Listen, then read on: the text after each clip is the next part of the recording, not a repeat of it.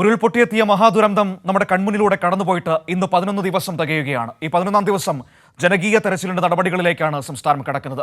ജനകീയ തെരച്ചിൽ എന്ന് പറയുമ്പോൾ ഞാൻ തുടക്കത്തിൽ പറഞ്ഞതുപോലെ ആ നാട്ടുകാരെ, അതായത് ഈ ദുരന്തത്തിൽ നിന്ന് അതിജീവിച്ച മനുഷ്യരെ, ഇരയായവരുടെ ബന്ധുക്കളെയൊക്കെ തെരച്ചിലിൽ പങ്കാളികളാക്കുന്നു എന്നതാണ് അതിൻ്റെ ഒരു നടപടിക്രമം എന്ന് പറയുന്നത്. അവരുടെ കൂടി സഹായത്തോടെ ഇനിയും മണ്ണിനടിയിൽ മനുഷ്യരുണ്ടെന്ന് നമുക്കറിയാം. അവരെ കണ്ടെത്താനുള്ള ശ്രമങ്ങൾ ഊർജിതമായി മുന്നോട്ട് കൊണ്ടുപോകുന്നു എന്നതാണ് ഈ ജനകീയ തെരച്ചിലിന്റെ ഏറ്റവും വലിയ പ്രത്യേകത. രാവിലെ 6 മണി മുതൽ 11 മണി വരെയാണ് തെരച്ചിൽ. 6 മണിക്ക് തെരച്ചിൽ ആരംഭിച്ചിരിക്കുകയാണ്. 11 മണി വരെ അത് നീണ്ടു നിൽക്കും. 11 മണിക്ക് ഇന്നത്തെ തെരച്ചിൽ നടപടികൾ അവസാനിക്കുമെന്നതാണ് ഏറ്റവും പ്രധാനപ്പെട്ട കാര്യം. കാരണം നാളെ പ്രധാനമന്ത്രി എത്തുന്നതുകൊണ്ട് അതിൻ്റെ ചില സുരക്ഷാപരമായ ക്രമീകരണങ്ങളൊക്കെ ഒരുക്കേണ്ടതുണ്ട്. അതുകൊണ്ട് തന്നെയാണ് ഇന്ന് തെരച്ചിൽ നേരത്തെ അവസാനിപ്പിക്കാൻ വേണ്ടി പോകുന്നത്. ജനകീയ തെരച്ചിലിന്റെ ഭാഗമായി എല്ലാവരും ചൂരൽമലയിലേക്കും മുണ്ടക്കയിലേക്കും ഒക്കെ വിവിധ ഭാഗങ്ങളിലേക്ക് എത്തിയിരിക്കുകയാണ്. സിജു കണ്ണൻ ചൂരൽമലയിൽ നിന്ന് നമ്മളോടൊപ്പം ചേരുകയാണ്. നമുക്ക് നോക്കാം ഈ ജനകീയ തെരച്ചിൽ എങ്ങനെയാണ് മുന്നോട്ട് പോകുന്നത് എന്ന്. സിജു, ഇന്ന് ജനകീയ തെരച്ചിലാണ്. അതായത് അതിനൊരു വൈകാരിക വശം കൂടിയുണ്ട്. കാരണം ഈ ഭാഗത്ത് ജീവിച്ചിരുന്ന മനുഷ്യർ, അതിജീവിച്ച് കടന്നുപോയവർ, ഒപ്പം തന്നെ ഈ ദുരന്തത്തിൽ ഇരയായവരുടെ ബന്ധുക്കളടക്കമുള്ളവർ ഈ തെരച്ചിലിൽ പങ്കാളികളാകാനായി വീണ്ടും ആ ദുരന്ത ഭൂമിയിലേക്ക് ഒരിക്കൽ കൂടി മടങ്ങി വരികയാണ്. നമ്മൾ പ്രധാനമായും അതിലൂടെ ലക്ഷ്യമിടുന്നത് അവരുടെ സഹായത്തോടു കൂടി കൂടുതൽ വ്യാപ്തിയിൽ തെരച്ചിൽ സാധ്യമാക്കാൻ കഴിയും എന്നതാണ്. ജനകീയ തെരച്ചിൽ നടപടികൾ തുടങ്ങിക്കഴിഞ്ഞോ?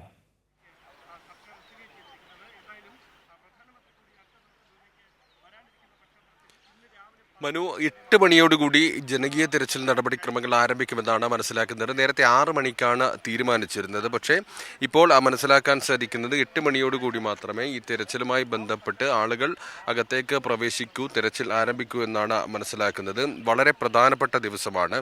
വലിയൊരു ദുരന്തം നടന്ന 11ാം ദിവസം ഈ ജനകീയ തെരച്ചിലിലൂടെ മറ്റൊരു തലത്തിൽ ആ തെരച്ചിൽ കൊണ്ടുപോവുകയാണ്. ദുരിതാശ്വാസ ക്യാമ്പുകളിലും ബന്ധുവീടുകളിലും കഴിയുന്നവരെ കൂടി ഉൾപ്പെടുത്തിക്കൊണ്ട്, ഈ ദുരന്തത്തിനിരയായ ആളുകളെ കൂടി ഉൾപ്പെടുത്തിക്കൊണ്ടുള്ള തെരച്ചിലാണ് ഇന്ന് നടക്കാൻ പോകുന്നത്. ഈ ഉരുൾപൊട്ടലിൻ്റെ പ്രഭവ കേന്ദ്രമായ പുഞ്ചിരിമട്ടം മുതൽ താഴെ ചൂരൽമല വരെയുള്ള മേഖലകളിൽ, മേപ്പാടി പഞ്ചായത്തിൻ്റെ മേഖലകളിൽ പരിശോധന നടത്തും. 6 സോണുകളായി തിരിച്ചുകൊണ്ടാണ് കഴിഞ്ഞ ദിവസങ്ങളിൽ പരിശോധന നടത്തിയിരുന്നത്. Attamala, Mundakkai, Punchirimattom, Vellarmala village road, GVHSS, Vellarmala, പുഴയുടെ അടിവാരം എന്നീ മേഖലകളിലായിരുന്നു കഴിഞ്ഞ ദിവസങ്ങളിൽ വിവിധ സേനാ വിഭാഗങ്ങളും സന്നദ്ധ പ്രവർത്തകരും രക്ഷാപ്രവർത്തകരും എല്ലാം തന്നെ പരിശോധന നടത്തിയിരുന്നത്. ഈ മേഖലകളിലാണ് ഇന്ന് തിരച്ചിൽ പ്രധാനമായും കേന്ദ്രീകരിക്കുന്നത്. അതിൽ ഇവരുടെ ബന്ധുക്കൾ, പ്രദേശവാസികൾ എന്നിവരെ കൂടി ഉൾപ്പെടുത്തുന്നു. അതോടൊപ്പം തന്നെ ജനപ്രതിനിധികൾ, SDRF, NDRF സംഘം, അഗ്നിരക്ഷാസേന, പോലീസ് ഉൾപ്പെടെയുള്ള ആളുകൾ ഉണ്ടാകും. ഇങ്ങനെ ഈ പ്രദേശത്തെ അറിയുന്ന ആളുകളെ കൂടുതലായി ഉൾപ്പെടുത്തിക്കൊണ്ട് ആ മേഖലയിൽ തിരച്ചിൽ ശക്തമാക്കുക എന്നതാണ് ഇതുകൊണ്ട് ഉദ്ദേശിക്കുന്നത്. ഇന്ന് 11 മണി വരെയാണ് തിരച്ചിൽ തീരുമാനിച്ചിരുന്നത്. നേരത്തെ ഇന്ന് വൈകുന്നേരം വരെ തിരച്ചിൽ നടത്താൻ തീരുമാനിച്ചിരുന്നുവെങ്കിലും പ്രധാനമന്ത്രിയുടെ സന്ദർശനവുമായി ബന്ധപ്പെട്ട് ചില സുരക്ഷാ ക്രമീകരണങ്ങൾ ഒരുക്കേണ്ടതുണ്ട്. അതുകൊണ്ട് 11 മണിക്ക് ശേഷം ഈ മേഖലയിൽ തിരച്ചിൽ ഇന്ന് അവസാനിപ്പിക്കും. ആവശ്യമാണെങ്കിൽ തുടർന്ന് മറ്റു ദിവസം കൂടി ഈ തിരച്ചിൽ നടത്തുമെന്നാണ് മന്ത്രിമാർ നിലവിൽ അറിയിച്ചിരിക്കുന്നത്. അതോടൊപ്പം സമാന്തരമായി തന്നെ ഈ സൂചിപ്പാറ മുതൽ പോത്തുകല്ല് വരെയുള്ള ചാലിയാറിൻ്റെ ഭാഗങ്ങളിലും തിരച്ചിൽ നടത്തും. കഴിഞ്ഞ ദിവസം നടത്തിയ തിരച്ചിലിൽ ചാലിയാറിൻ്റെ ഭാഗത്ത് നിന്ന് മൃതദേഹം കണ്ടെത്തിയിരുന്നു. അതോടൊപ്പം തന്നെ ശരീരഭാഗങ്ങളും കണ്ടെത്തിയിരുന്നു. ഇന്ന് വളരെ വൈകാരികമായൊരു ദിവസമാണ്. കാരണം വലിയൊരു ദുരന്തം, തങ്ങളുടെ സ്വന്തമായിരുന്നതെല്ലാം ഒഴുക്കിക്കൊണ്ടുപോയതിന് ശേഷം സ്വന്തമായിരുന്ന മനുഷ്യരെയും അതോടൊപ്പം തന്നെ അവരുടെ സ്വത്തും എല്ലാം വീടുമെല്ലാം തന്നെ നഷ്ടപ്പെടുത്തിയതിന് ശേഷം ആ മനുഷ്യർ വീണ്ടും തങ്ങളുടെ ഭൂമിയിലേക്ക്, വർഷങ്ങളായി ജീവിച്ചിരുന്ന ഭൂമിയിലേക്ക് വരികയാണ്.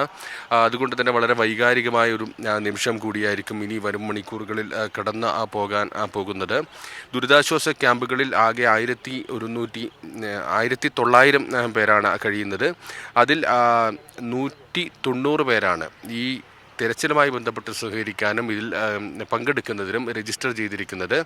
കഴിഞ്ഞ ദിവസം വൈകുന്നേരം തന്നെ രജിസ്ട്രേഷൻ അവസാനിപ്പിച്ചിരുന്നു. എങ്കിലും ആർക്കെങ്കിലും ഈ രജിസ്ട്രേഷൻ ഇല്ലാതെ തന്നെ ഇതുമായി ബന്ധപ്പെട്ട് തെരച്ചിലിൽ പങ്കെടുക്കണമെന്നുണ്ടെങ്കിൽ അവർക്ക് പങ്കെടുക്കുന്നതിനുള്ള ഒരു സൗകര്യം കൂടി ഒരുക്കുമെന്ന് നിലവിൽ അറിയിച്ചിട്ടുണ്ട്. ഏതായാലും അല്പസമയത്തിനകം ഈ ജനകീയ തെരച്ചിലുമായി ബന്ധപ്പെട്ട കാര്യങ്ങൾ നടക്കും. ഇപ്പോൾ സന്നദ്ധ പ്രവർത്തകരും വിവിധ സേനാ വിഭാഗങ്ങളുമെല്ലാം തന്നെ ഈ ബെയിലി പാലത്തിന് തൊട്ടപ്പുറത്ത് വിവിധ മേഖലകളിലുണ്ട്. അവരുടെ രജിസ്ട്രേഷൻ പൂർത്തിയാക്കുന്നു. എല്ലാ ദിവസവും രജിസ്ട്രേഷൻ പൂർത്തിയാക്കിക്കൊണ്ടാണ് ആളുകളെ ഈ തെരച്ചിലുമായി ബന്ധപ്പെട്ട് അകത്തേക്ക് പ്രവേശിപ്പിച്ചിരുന്നത്. അതേ രീതി തന്നെയായിരിക്കും ഇന്നും പിന്തുടരുന്നത്. ഏതായാലും ജനകീയമായ ഒരു രീതിയിൽ തെരച്ചിൽ ഇന്ന് മുന്നോട്ട് കൊണ്ടുപോകാനാണ് ഉദ്ദേശിക്കുന്നത്.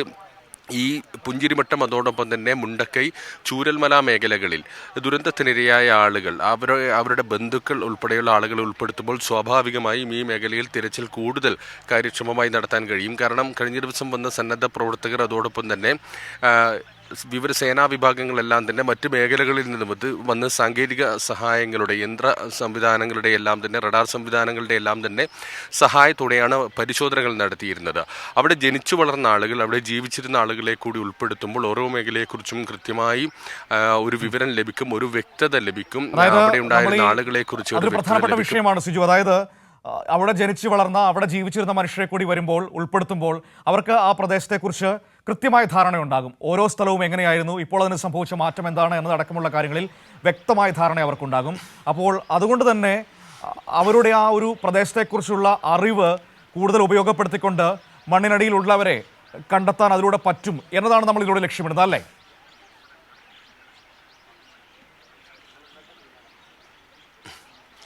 മനു, നിലവിൽ ഔദ്യോഗിക കണക്കുകൾ പ്രകാരം 131 പേരെയാണ് ഈ ദുരന്തത്തിന് ശേഷം കാണാതായിരിക്കുന്നത്.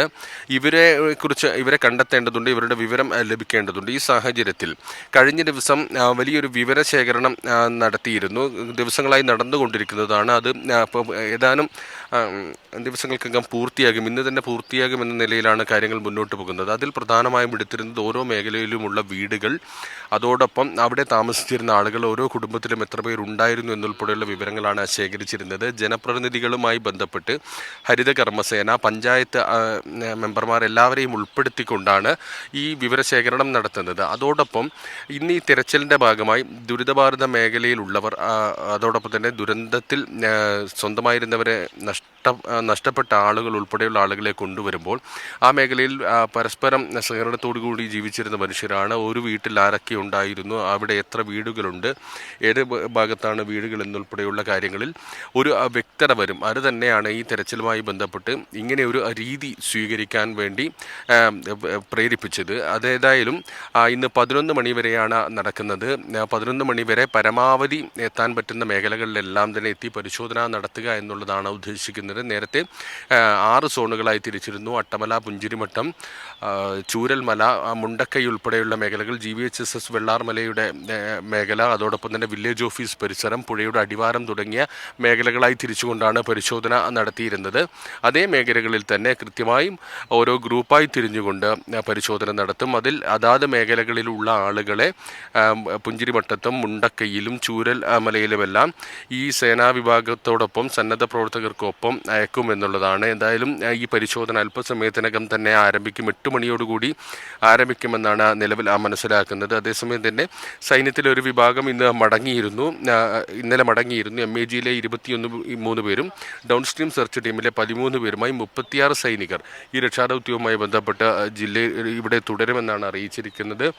ഇങ്ങനെ സൈന്യത്തിൻ്റെ ഈ ഒരു വിഭാഗം NDRF, SDRF, അഗ്നിരക്ഷാസേന, പോലീസ്, അങ്ങനെ എല്ലാ സംവിധാനവും ഒത്തൊരുമിച്ചുകൊണ്ട് ദുരന്തത്തിനിരയായ ആളുകളെ കൂടി ഉൾപ്പെടുത്തിക്കൊണ്ട് തെരച്ചിൽ അല്പസമയത്തിനകം ആരംഭിക്കും. മനു.